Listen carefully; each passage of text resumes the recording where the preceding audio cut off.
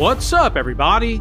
My name is Demetri Kofinas, and you're listening to Hidden Forces, a podcast that inspires investors, entrepreneurs, and everyday citizens to challenge consensus narratives and learn how to think critically about the systems of power shaping our world.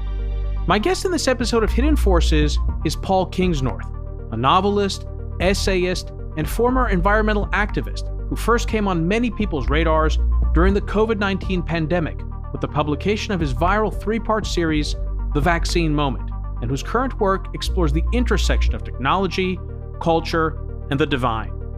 In Paul's latest book, Against the Machine, he examines how our increasingly mechanized way of seeing and being in relationship to the world and ourselves is responsible for what he describes as the death of Western culture, and what it would take to reclaim our humanity and save our souls.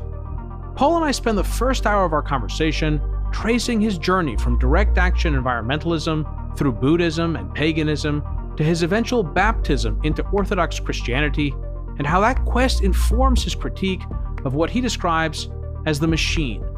We discuss AI as a false god and as the possible conduit through which humanity may be ushering in the Antichrist, how Paul's machine framework relates to the popular theories of Jacques Ellul and his concept of technique, and Iain McGilchrist and his model of the left and right brain.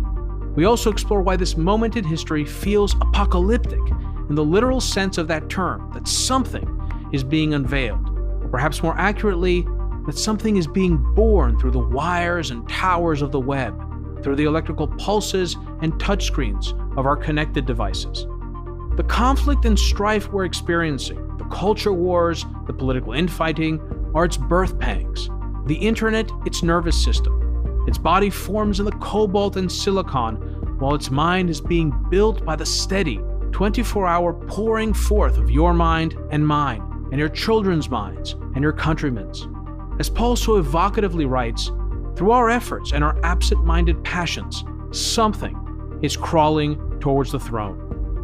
The second hour turns to a conversation about how we should each respond in this consequential time, how we draw practical lines around our technologies, how to rebuild our communities, how to guard ourselves against charlatans and false prophets, and why love and nostalgia can guide us home. If you want access to all of this conversation, go to hiddenforces.io/subscribe and join our premium feed, which you can listen to on your mobile device using your favorite podcast app, just like you're listening to this episode right now.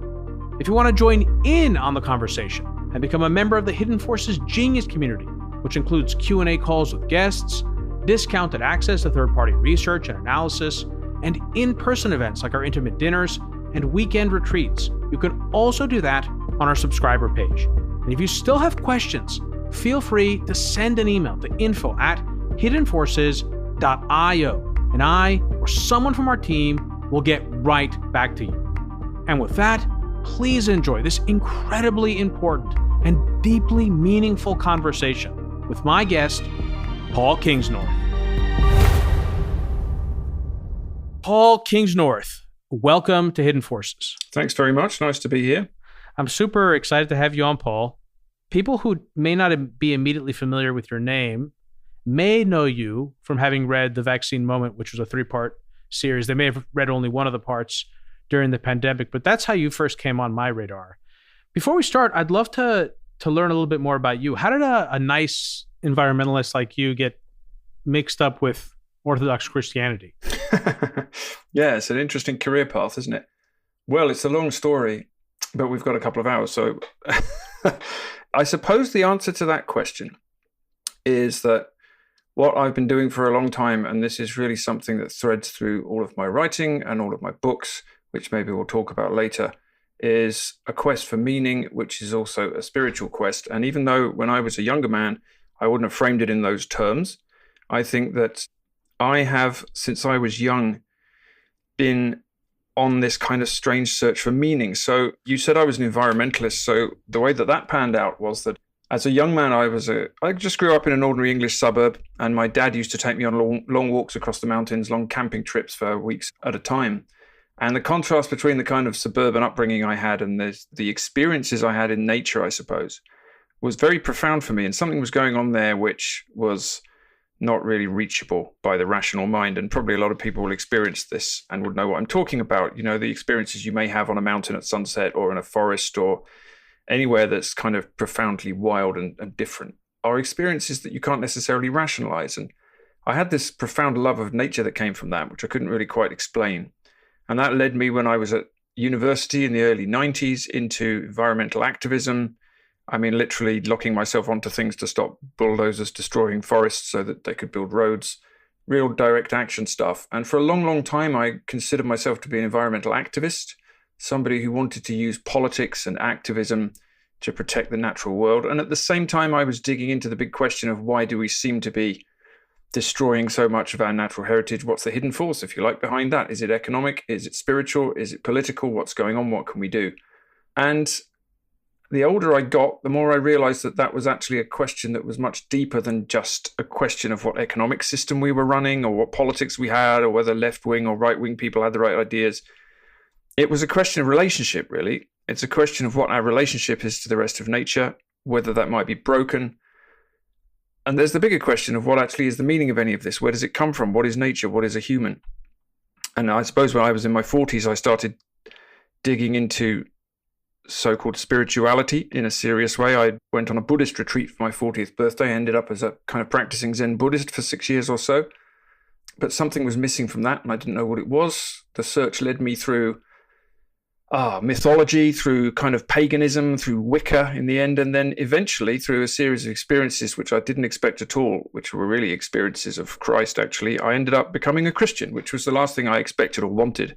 I was a bit like C.S. Lewis. I kind of felt myself dragged reluctantly towards this thing that I thought was the truth. And I've ended up in a position now where, as you say, I'm a member of the Orthodox Church. And curiously enough, this past I've had of political activism and writing and environmentalism makes a lot more sense to me in retrospect now that I feel like I've arrived somewhere that gives me a picture of reality. But yeah, it's maybe not a usual path. I don't know if there is a usual path, but I mean, having said that, in the West today, certainly where I come from, there is no usual path because we kind of grow up, maybe not even atheist, but people who certainly in Britain don't have any sense of religion or spirituality, as it were, at all. So we have to go and find our own way. We have to kind of wade through all the traditions of the world and search for the truth, which can be a long journey. So I'm kind of torn between whether I want to ask you one more question. All right, one more question about your religious journey before we get into the book. You said that something was missing when you were searching. You were on this spiritual path. You started with Buddhism, and then you went down some other roads, paganism, etc. What was it that was ultimately missing that you were able to find in Christianity? Yeah, what was missing was God. I mean, that's what's missing from all of these paths. The kind of forbidden word. And it's interesting, as I say, growing up in a very kind of secular England, that people will talk a lot about spirituality, but they'll never talk about God, at least not in a way that's specific to a tradition, say the Christian tradition, the Trinitarian God, the incarnation. These are not things people talk about or even really know how to talk about. And I sort of fought against the possibility that there might actually be an intelligent creator who had our interests at heart for a long time, because I didn't want to believe the story, and I didn't think I did believe the story. And I suppose, like a lot of other people, I wanted to sort of make up my own spirituality as I went along, which is always the convenient thing to do. But that was what turned out to be missing. I had a strong sense that I was being called by somebody, and I fought it for a long time. And then I stopped fighting it. and that's what happened. And the thing that was missing was Christ in the end, which is what, as I say, led me to Christianity, much to my own surprise. Well, I'm sure we're going to have an opportunity to discuss more of your journey in depth in this conversation, Paul, because it informs so much of the larger story that you tell in Against the Machine, which I suppose runs along two parallel paths. One is, I would describe it as the story of what's been lost, a story about our culture and our identity. And the other is about what is struggling to be born, and the machine, as you call it. I'd like to start by maybe quoting a passage from the book where you address the birth pangs, as you describe them, of this thing that is being ushered in. You write, quote, "All we know is that some force has been unleashed in our world, which we are struggling to contend with. A huge change is birthing itself. Something is being ushered in through our efforts and our absent-minded passions. Something is crawling towards the throne.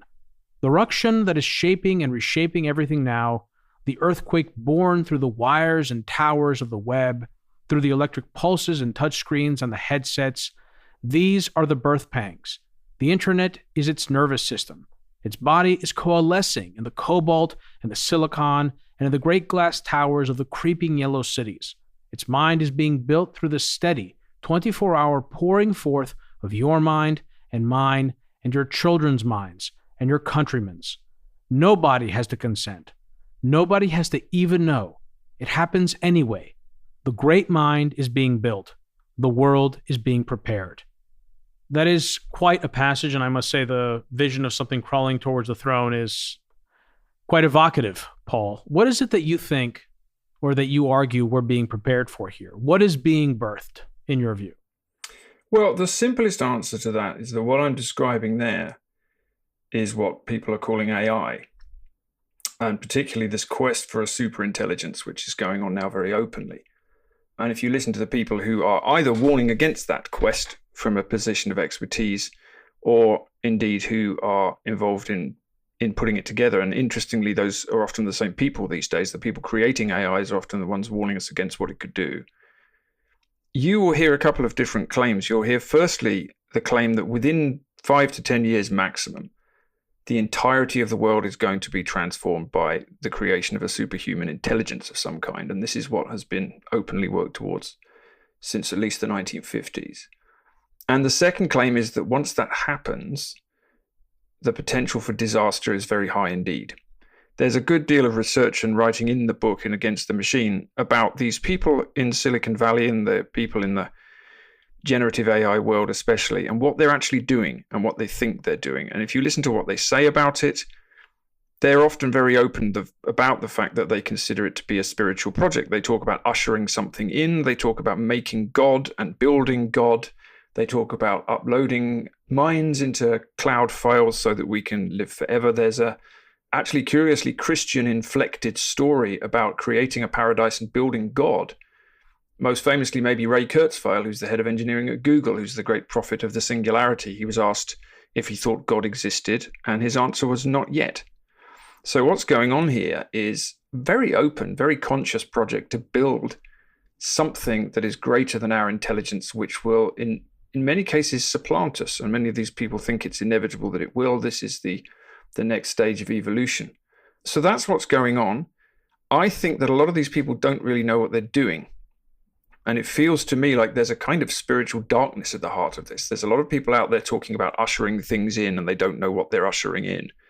And if you wanted to sound like a biblical prophet, then the thing that they're ushering in sounds very much like the thing that was talked about in the Garden of Eden, when eating the fruit from the tree of good and evil made us as gods. So, these people are doing something that I don't think even they quite understand. But there's no doubt at all that we're going into the age of superhuman intelligence, whatever that quite means and whatever the implications of it are. Everything is moving so fast that even the people creating it don't know what's happening within the systems that they're building. So that's the simple answer to the question. As I say, seems to me there's a kind of strange spiritual picture of what's happening that I don't really understand, but it's a dark one. So from my reading of the book, the machine is more of a metaphor that describes a particular way of seeing or approaching or being in relationship with the world. And AI is a manifestation of that perspective. Just so that we're clear as we progress into this discussion, because not everyone will necessarily be familiar with your work, it would be helpful to know explicitly what you mean when you use the term machine. And what was the inspiration for this term? Was it something that other people were using? Is it some composition of a series of ideas? Like, what was the inspiration for this? Well, I start the book in the introduction by talking about where I get this term from, this notion of the machine. And you're right, the machine is not just AI, the machine is not just the digital world that we inhabit now. It's not even just technologies, it's something bigger than that. Now, it's not my term. It's a term that I have borrowed from a lot of writers who came before me, poets like D.H. Lawrence or R.S. Thomas or Robinson Jeffers, and novelists like George Orwell or Aldous Huxley. What we've had for about 100 years in poetry, in fiction, and in films, go from Metropolis to The Matrix via The Terminator, is a story being told about this force that rises from the kind of minds that we have built for ourselves since the Industrial Revolution. And you mentioned Iain McGilchrist earlier. There's a whole chapter on his work in the book. But if you were to take the notion that Iain McGilchrist talks about, the human brain is divided into two, that the left brain is excellent at seeing the parts, the right brain sees the whole, and that the left brain has effectively usurped the right brain, and so we see the world now as a series of parts, then another way of putting that is that we see the world as a machine. And we've been building a machine since at least the Industrial Revolution, actually probably much earlier than that. And we have created a system which, as much as anything, is a mental map. And the technologies that exist are just a kind of a fusion of the mental map.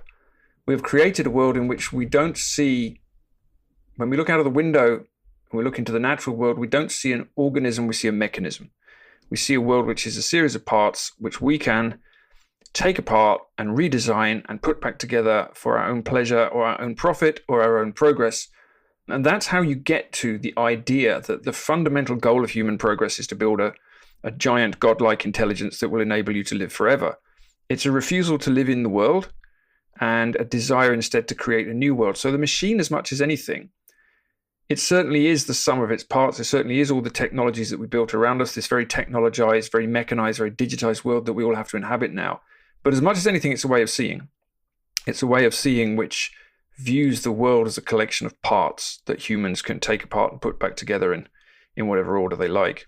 How does your notion of the machine relate to Jacques Ellul's concept of technique?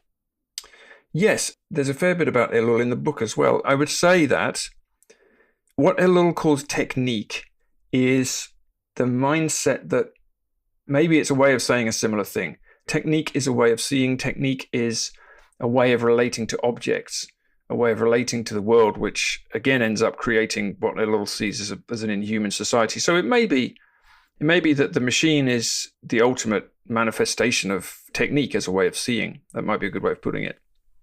So in dynamical systems theory, there's this something known as an attractor, which is a state or set of states toward which a system evolves.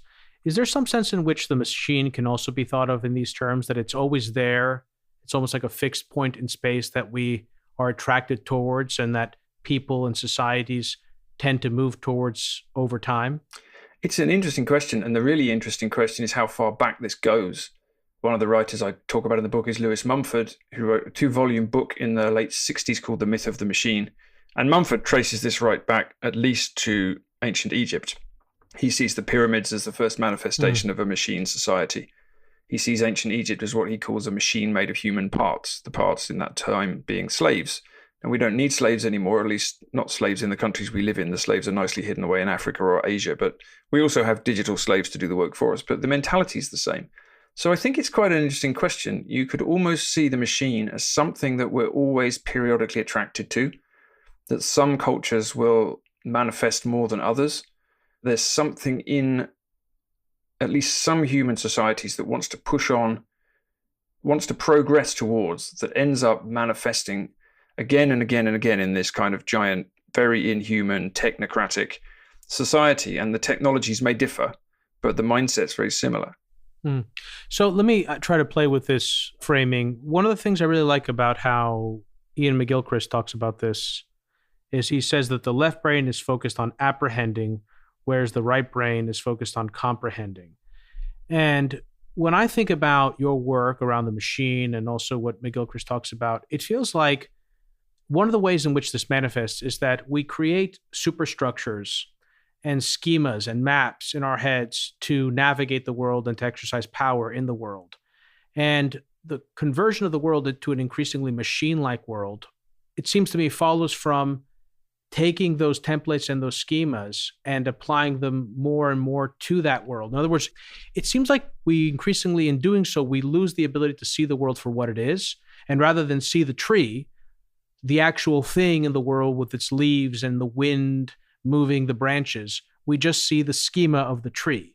And increasingly the world gets schematized because by schematizing the world, it becomes easier to exercise power on it, even if we lose our ability to actually comprehend it in its deeper essence. Does that sort of follow with what, or track with what you have written about? Yeah, that's a really interesting way of thinking about it. So again, what McGilchrist is doing is he's applying a huge amount of psychiatric and psychological and scientific research to produce an enormous body of work, which in some ways says a very simple thing. As you've just said, we've lost the ability to apprehend the world because we're too busy comprehending it. We can't see the forest for the trees. We can't see the territory for the map. And I think it's a really good way of thinking about it. And I think it also explains how different cultures see things so differently. So there are cultures on Earth.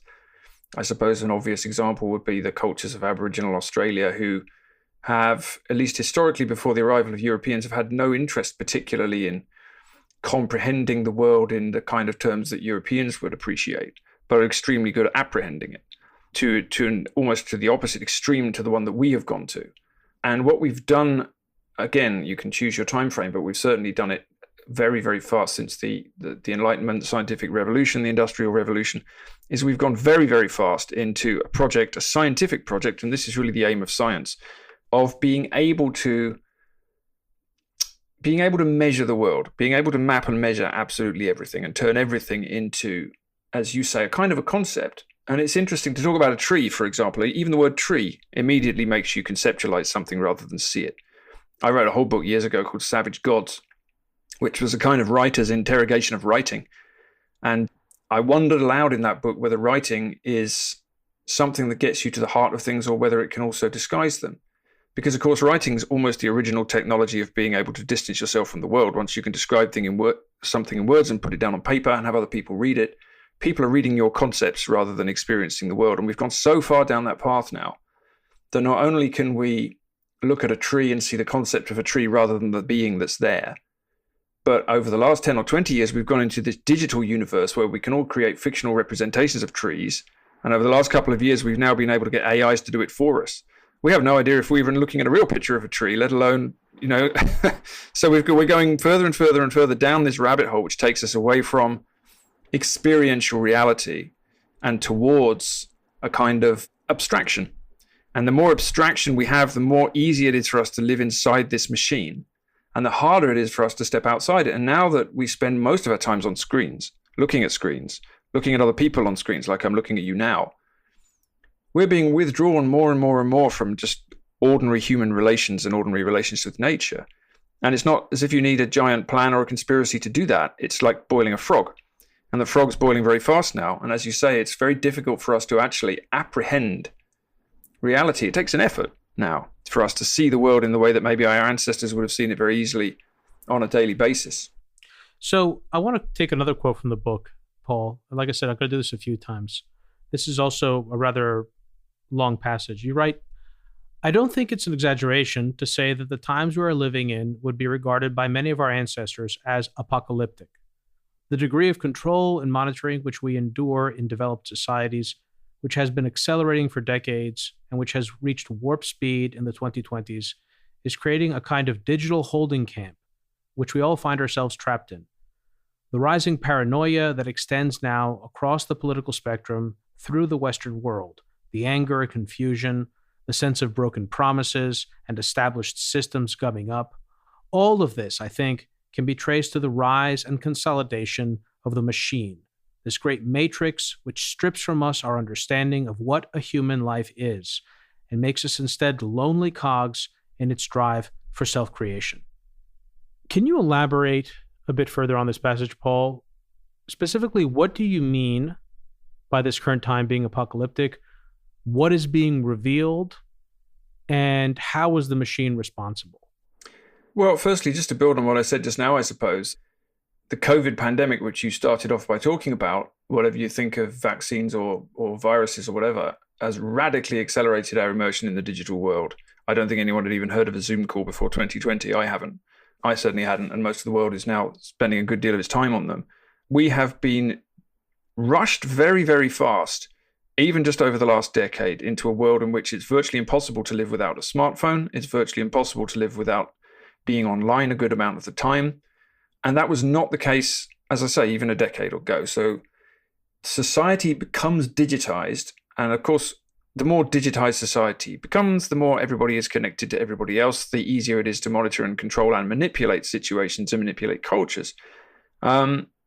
the culture war that's going on in the United States and in Britain and in much of the rest of the Western world at the moment would not be happening, at least in the same way, to the same degree, without social media, without algorithms, without the internet as a whole. That's not to say that the issues wouldn't be there and people wouldn't be concerned about them, but there's absolutely no way that we would have been whipped up into these kind of fanatical opposing camps without algorithmic social media pumping into your feed whatever is going to make you angry and whatever is going to make you post again.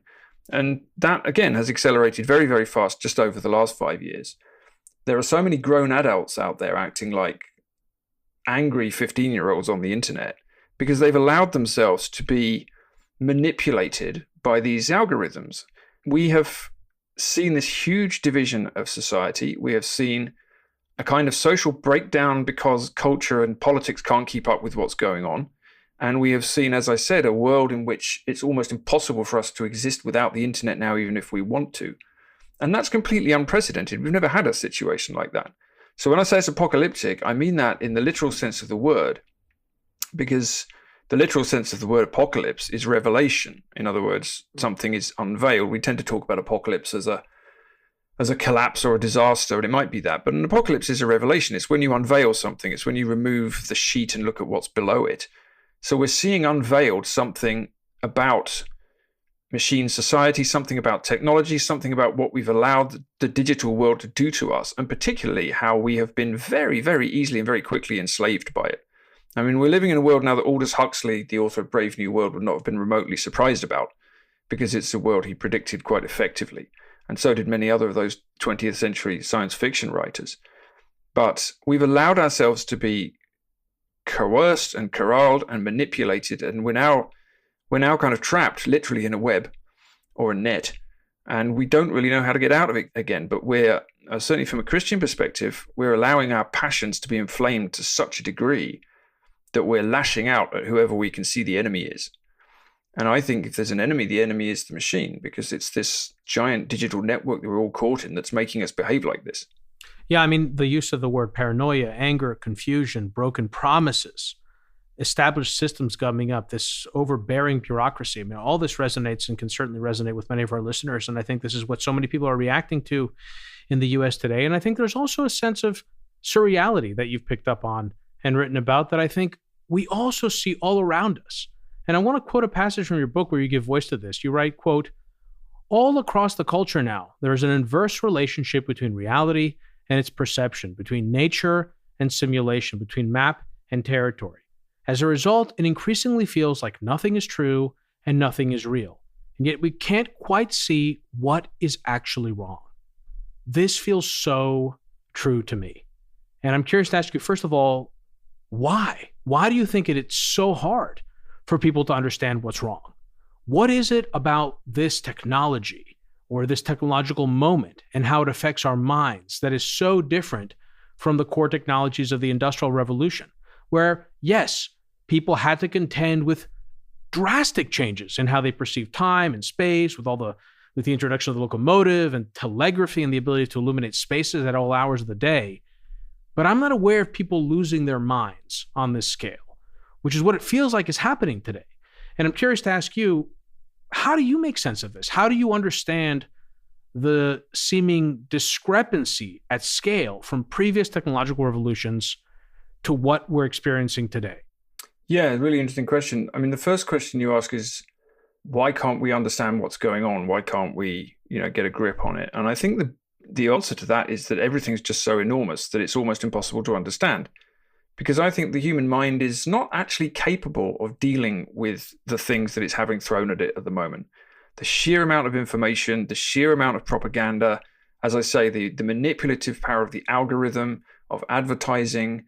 It's not news that children are addicted to their smartphones. It's not news that adults are addicted to their smartphones. And that's because those things are designed to addict you. I mean, there's a huge amount of research on this. We know this is the fact. We know about so-called limbic capitalism, which is designed to give you a dopamine hit every time you see something. So we've allowed ourselves to be literally drugged by this form of technology, but we've also got a world which is now so complex, as you say, so bureaucratic, so many layers of bureaucracy, so many layers of government, so many layers of corporate power, so many layers between us and what we actually want to do. I mean, I don't know if you've had this experience. I imagine a lot of your readers have. You buy something, the thing you have bought doesn't work, you phone up the manufacturer, and you get passed around 1,000 different call centers in different countries and different people, and it's almost impossible to talk to a human being directly and find out what's actually going on. So it's almost as if every area of our lives is so bound up in so many layers of complexity that we can't see what the actual problem is. And that is hugely magnified by the digital age. It's interesting to talk about early technologies and industrialization, because if you look at some of the narratives, I mean, say you read William Blake, the great sort of English mystic who's living in London during the Industrial Revolution in the late 1700s, when London's a much smaller place and the part of London he lives in is almost a village on the outskirts. He's writing in great depth about how this machine is coming to consume everybody. And yet he's still walking on the common. You know, he's still living in a family and a community, and the basic things of life are still there. There's a part of the book in which I try to define what a traditional society is made up of, to try and work out what's gone wrong. And this formula that I come up with is what I call the 4 Ps, which are people, place, prayer, and the past. So in other words, you have a community around you that you belong to and you understand. That's people. You have a place, which is the place you live in, the place you know. It gives you a connection to nature. Even if it's in a town or a city, it's a community you understand. Then you have prayer, which is your religion, which is probably shared by the people you are around, although not necessarily. And then you have the past, which is your sense of history, your sense of where you came from. Now, I would say that this society we're living in now pretty much digs up and scatters all of those things. And so it makes us rootless and alienated from almost everything we can see around us. I mean, this is, again, not a new claim. Marx was talking about alienation in the 1840s. It's a common theme. But even though we could look back and we could say, well, the giant industrial cities of the 19th century alienated people in a huge way from their landscape and from the communities they came from, they certainly did. That's accelerated again 1,000-fold with the digital world. And I think it all comes back to the screen again all the time, because we spend so much time on the screen now, we are literally not in the real world. You know, even in an industrial city in 1850, you're walking down the street, you're surrounded by human beings, they're talking to each other, they have not got their heads in their phones. There is not 1,000 layers of bureaucracy for you to go through to get anything done.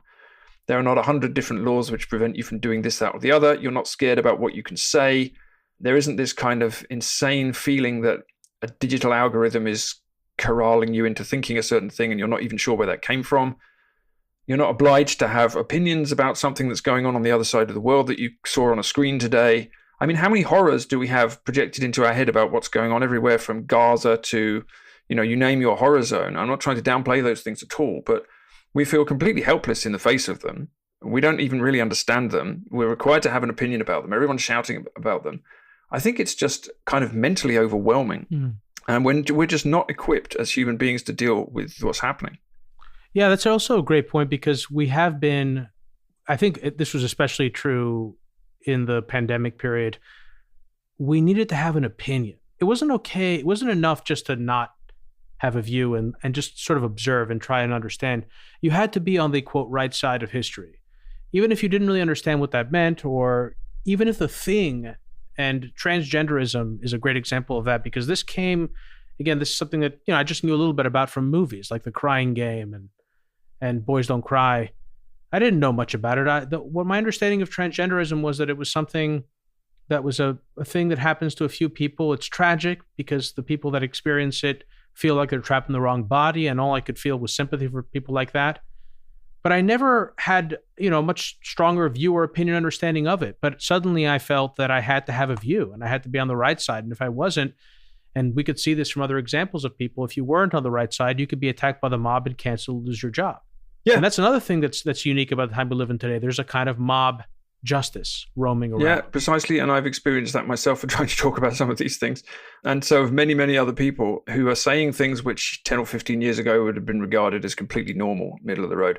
Transgenderism is the perfect example. You know, is a trans woman a woman? I would bet that most people don't even know what that question means, even now. You know, let alone what they think about it or what any of this is. I mean, who actually really does have an opinion about this other than the one they're told they ought to have by the internet? But because it sifts us into tribes, as you say, we need to signal that we're on the good side and the right side of history. We have to join the tribe that is saying the thing that we all know we have to say. And so most people either say the thing they know they have to say, or they just keep their head down, whether it's on that issue or any other. And then, of course, people who disagree, they all get cancelled, and then they get angry, and then that turns into a kind of a fight back. And there's a craziness in the air, which comes precisely from that this pushing of an extremist narrative on people that they don't even understand in the first place. And that narrative usually comes from a cultural elite that does not represent anybody and isn't representative of them. So the narrative is pushed, then we all know we have to get onto the right side, and then the culture war kicks off. And it's, as I say, it's manifested 1,000 times through digital tech. Now, again, I think this is a question that Jonathan Haidt, the psychologist, has asked. Would transgenderism, as it is now, exist in the same way without the smartphone?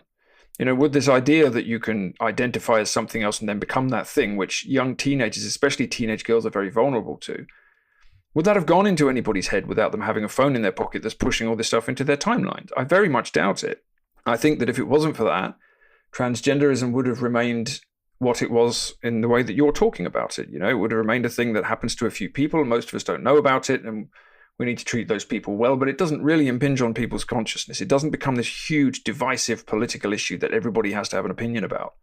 I don't think much of that would have happened without these technologies. And so it's almost as if they're not designed to divide us. They're certainly doing a very good job of it.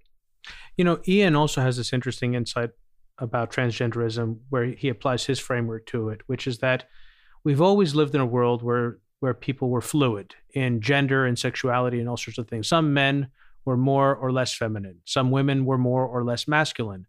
But what Iain said, which I found so interesting, he said this years ago, was that in a world dominated by the left brain, again, this is his framework, and I'm using it more metaphorically than I am specifically, whether it's the left or right brain. But in this world, people need labels. They need to put you in a box. They need discreteness. They need to be able to say this X, Y, Z. And so this, in his mind, is a symptom of this kind of way of looking at the world. And it explains why there are so many genders and so many identities, and everyone needs to have a specific identity. And increasingly, we become identities of one. We become a world where each individual has to be so unique in a labeled form, even if we can't actually see who they are in reality, even if we've lost that ability to sort of be in the moment.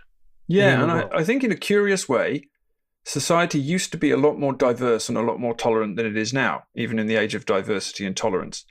Because, diversity is the watchword for everything, and we're all supposed to be very supportive of it, and government schemes and private sector schemes exist to promote it and all the rest of it. But as you say, it's promoted in this extremely narrow way where people have to choose an identity box and tick it, whether it's racial or whether it's gender or whether it's sexuality. We're all supposed to have these identities so that we can be placed on a kind of pyramid of oppression and the rest of it. And it's just not how normal people think. People do not think like that. We do have identities, and they're usually a bit complicated and mixed. And most people probably in a healthy society, and this is one of the points I make in the book, don't really think about it very much. I think identity and having to define yourself in this particular way is only something that happens in a society that's already quite broken. I live in the west of Ireland, and my neighbours are in their 80s, and they've lived in Ireland all their lives. They're ordinary rural Irish people, traditional Catholic people. Do they have an identity? Well, if I were to ask them that question, they wouldn't know what I was talking about. It would make no sense to them. I mean, in a sense, they do. They're Irish, they're Catholic, they're, whatever. But they're not thinking like that. They're just living their lives in a kind of normal human scale place. And they don't need you to get it right. They don't need me to get it right. They don't care. It's completely irrelevant. I'm not interested, and neither are they. And in a normal human society, including in Western society up until fairly recently, that was the case as well. But now, as you say, it's become not only a very rationalized, it's kind of almost very nerdy way of dividing people up into little boxes, but it's also become, in the age of the culture war, this thing that everybody has to choose a side on. So you've got to choose your identity, and then you've got to be against this identity and the rest of it. And again, I would bet that the great majority of people have no interest in this stuff and would like it all to go away. But again, it would not exist without the digital world that we find ourselves stuck in. So we haven't spoken much about culture, but culture is a big part of the book. And in fact, at one point you write that our culture is not in danger of dying. It is already dead, and we are in denial. Why do you believe that our culture is dead? And maybe before you even answer that question, how do we even think about or define what a culture is? Yeah, well, that's a good question. And that's kind of the question that opens the book in a way. And that statement is sort of deliberately hyperbolic. There's a few slightly hyperbolic statements in the book, but they exist to make a point.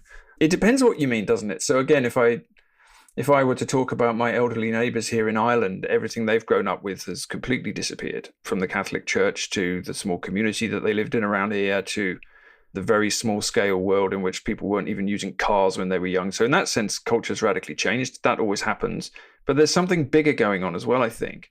And if we were to go back to those 4 Ps, people, place, prayer, and the past, and we were to say, well, how is the culture that we live in doing in terms of those things being alive and well? Now, that will, I suppose the answer to that will differ depending on where you are. But if I look at the country I come from, which is England, I would say that in almost all of those cases, those things are severely eroded. So not everywhere, obviously, it's different from place to place. But broadly speaking, we've been very, very much uprooted psychologically, often geographically, economically, culturally. It's very, very hard for anyone to find any footing that will last very long at all, whether it's having a job for life or even living in the same place, or if you do live in the same place, not seeing that place so radically transformed that you don't recognize it.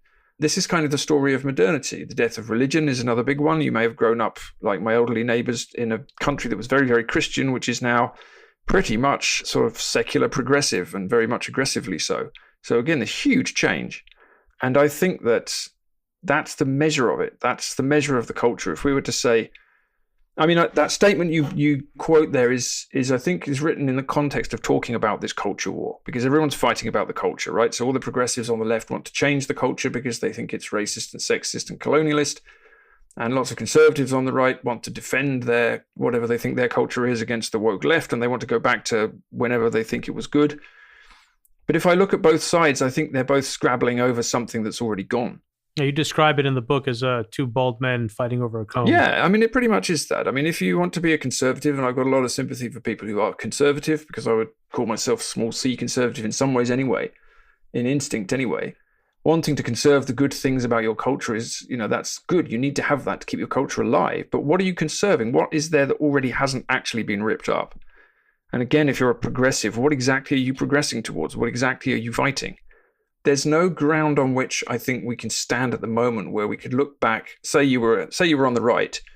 It's not feasible to say, well, if only we could get rid of all these woke people from the institutions, our culture would be working again. I don't think it would be working again. I think economically, culturally, in terms of the digital world, in terms of the machine and the rise of AI, which is just around the corner, there is no old-fashioned culture which you can stand on now and say, well, we've got it back again, because it's like modernity has eaten itself. The project we've been on for the last 300 years or so, scientific rationalism, liberalism in a political sense, individualism, the death of religion, all of those things have actually undermined what makes a real culture.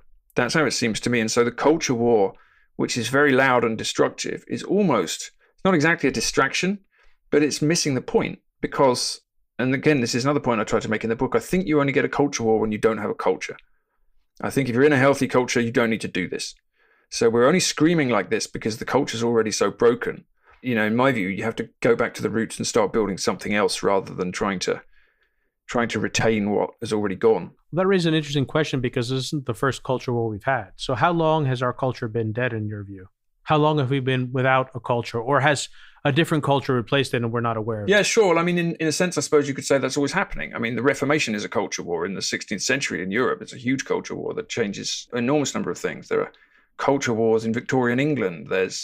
If a culture war is people battling over what a culture is and what culture should dominate, then it's a very normal thing. What I try to talk about in the book is what we call the West. If we want to talk about the West, which everyone's doing today, we'd have to say, well, what is the West? And there is no reason to talk about the West at all unless you're talking about the heritage of the Christian church in the West, which originally would have been the Roman church. That's why we talk about the West. The territory we call the West is the inheritor of a thing we used to call Christendom, which was the territory of the Roman Christian church. So that's what the West is. It's a society or a group of societies of people very loosely tied together by an interpretation of the Christian story. Now, whether or not you like that story or believe in that story, I think it's difficult to argue against that. And I think that in the West today, and this may be less true in America than it is in Europe, actually, but certainly the Christian story is fading very, very fast. Where I come from, it's pretty much gone completely. And where I live now, it's going very fast as well. People don't believe it on a scale that's very, very large. But more to the point, societies don't base their laws or their structures or their worldviews around the Christian story or an interpretation of that story. So what we had is we had a thing called Christendom until the Reformation. Then we had a thing called the West, which was kind of Enlightenment liberalism, scientific revolution, individualism, all of them, though, based on the Christian values that still existed in society. The values of liberalism are primarily Christian values. And now we've got to the point where I think that liberalism is collapsing as well. The values that it was built on are gone. And so we don't have any shared values. Even when I was born, or certainly when my parents were born in my country, you could look around and say, well, what are the shared values? It was still, broadly speaking, a Christian country. It had a certain sense of itself. Whether that was good or bad, it was there. And it's not there anymore. We're broken up into these sort of digital warring tribes. And so there's no way, I think, you can look around and say that you have a culture that ties you together. Now, that doesn't mean there aren't cultures at local level. It doesn't mean there isn't a lot that's going on that's nourishing and good. But I don't think you could say that the West is a thing. And I think increasingly, I don't think you can even say that the nations of the West have anything that really ties them together. Mm. In the book, you talk about how we've become slaves to the power of money and worshipers of the self. This is something, I totally agree with. I've seen it, and it's something that I've spoken about with other guests on this podcast. Money has always, I was born in a culture of money. I was born in 1981, the year that Ronald Reagan was elected president. But the extent to which money has come front and center in people's lives, especially in the lives of young people, is something that I just didn't experience and could not relate to when I was younger. And it feels like it's happened in parallel with this kind of society-wide regression where adults are acting more like children. And this is something that you also talk about in your book, where you quote Robert Bly, who said that we've forgotten how to produce adults. Are these some of the most obvious examples of symptoms of a dying or dead culture that you think we exhibit in Western society? And how important is it to be able to identify them? And is there a good way of thinking about where they fit in the context of the framework that you put forward earlier? Well, again, lots of this is in the book, but what I would try and say, if we were to go back to those 4 Ps again, people, place, prayer in the past, if that's a sort of very crude but maybe useful way of defining what are the pillars of a culture, then what I come up with in the book as an attempt to describe the thing that's replaced it, it's what I call the 4 S's, which are sex, science, the self, and the screen. So in other words, you have, if we take those in a slightly different order, we have science, which replaces prayer. Science is supposed to be the tool that we use to give us meaning, to explain what the world is. But it's inadequate to that task because although it's very good at doing what it does is actually very narrow. It's much more narrow than a lot of its public proponents suggest that it is. Science is a way of finding out how things work, and it's very good at that. And it's given us lots of tools and medicines and all the rest of it that we either like or we don't like, but it's a huge success story in that sense. But it can't tell us anything about what life is, what the meaning of life is, where life comes from, whether there's a bigger story to it. It can't do any of those things. It's not designed to do them. So we have science there. Then we have the self, which, as you've just discussed, is pretty much the essence of the culture now. There is very little selflessness left. Effectively the morality that we live in is a kind of extremist liberalism where we effectively say people should be allowed to do anything they want as long as it's not harming anyone else, which of course is a very difficult thing to define. So we put ourselves primarily first. And that ties up with what you were saying about money there, I think, because this is consumerism. It's kind of capitalism gone absolutely wild. And again, you're right, I feel the same. When I was young, when I was a boy, say, the level to which we are manipulated by advertising, to which we are sold things, to which people spend money and are obsessed with money and will buy absolutely everything from Botox to new cars every 2 years. It's just a craziness. It's an absolute craziness. And, I'm in my early 50s now, not that old, but I'm not young. And I've seen that accelerate unbelievably just over the last couple of decades. It's a society now which is absolutely soaked in the self and soaked in consumerism. So you have science, you have the self, you have sex, which again, the kind of sexual liberation is an enormous story. That's just the sexual mores have changed so much since the 1960s. It's impossible for people of my generation probably to imagine what they would have been like before when, say, my parents. I feel like we went through a phase where you could be, I don't know if you could be canceled, but you could be publicly shamed for not properly labeling people that live in polyamorous relationships or people that spend their time on OnlyFans making money selling images of their bodies. Absolutely. If you called that prostitution and not sex work, you could be labeled the person who is on the wrong side of the issue. or you're slut shaming, which is an incredible phrase that I think, the notion, I can't imagine what my grandparents would think if I tried to explain to them what slut shaming was. Because of course it's fine to do absolutely anything you want now, and there's to be no judgment about it at all. And that's such a radical change. And then finally have the screen, which we've talked about at length already, this kind of new device, which is supposed to be your portal to reality, which actually takes you out of it. So, I would say that those 4 S's are my attempt to explain what's replaced the culture that we lived in before. And the culture we lived in before, however imperfect it was, and it's important to say this is not a kind of pie-in to how everything was terrific at a certain period in the past. Every culture, every time period has plenty of problems that it brings with it. But I don't think we've ever lived in a time, and this is something Iain McGilchrist says as well quite forcefully, where we have been so completely disconnected from reality. In every respect, from our history, from what the natural world is, from each other, from communities. And, young people can feel that. That's why there's such a high level of depression and anxiety amongst young people, because they know this. Even if they can't intellectualize it, they can feel that they're growing up in this kind of weird vortex of unreality where the things that humans actually need, human culture and community and connection to nature and all these real things, which are actually very simple, are very, very difficult to come by.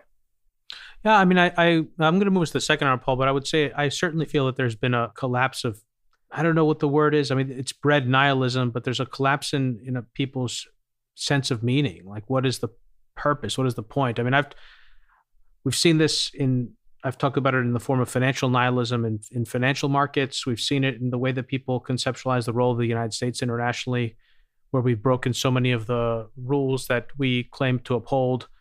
And I feel like there is this kind of collapse. And in that process, I think also, and our conversation today so far has touched on this, there's a kind of nostalgia that comes up. And I love this part in the book where you essentially say that, when we're being nostalgic, people will often say, well, or when we think about the past, or we talk about the past, people will say, well, you're just being nostalgic. And they'll kind of but I think, that's a way of dismissing something really important, because the roots of nostalgia are nostos, which is a reference to homecoming, and algos, which is a description of sorrow or grief. The word describes a longing for home, for the return. And I often think of the past in those terms of it being a place that feels like home. And today it feels almost like a dream. So I'd like to talk a little bit more about that. And also, how do we ask the question of how do we live in this world? Like, what is the correct response for us? If, let's say, large-scale solutions don't work here, what do we do and institute in our own lives in order to live in this world that we've talked about today? For anyone new to the program, Hidden Forces is listener supported. We don't accept advertisers or commercial sponsors. The entire show is funded from top to bottom by listeners like you. If you want access to the second hour of today's conversation with Paul, head over to hiddenforces.io/subscribe and sign up to one of our 3 content tiers. All subscribers gain access to our premium feed, which you can use to listen to the rest of today's conversation on your mobile device using your favorite podcast app, just like you're listening to this episode right now. Paul, stick around. We're going to move the rest of our conversation onto the premium feed. If you want to listen in on the rest of today's conversation, head over to hiddenforces.io/subscribe and join our premium feed. If you want to join in on the conversation and become a member of the Hidden Forces Genius community, you can also do that through our subscriber page. Today's episode was produced by me and edited by Stylianos Nicolaou.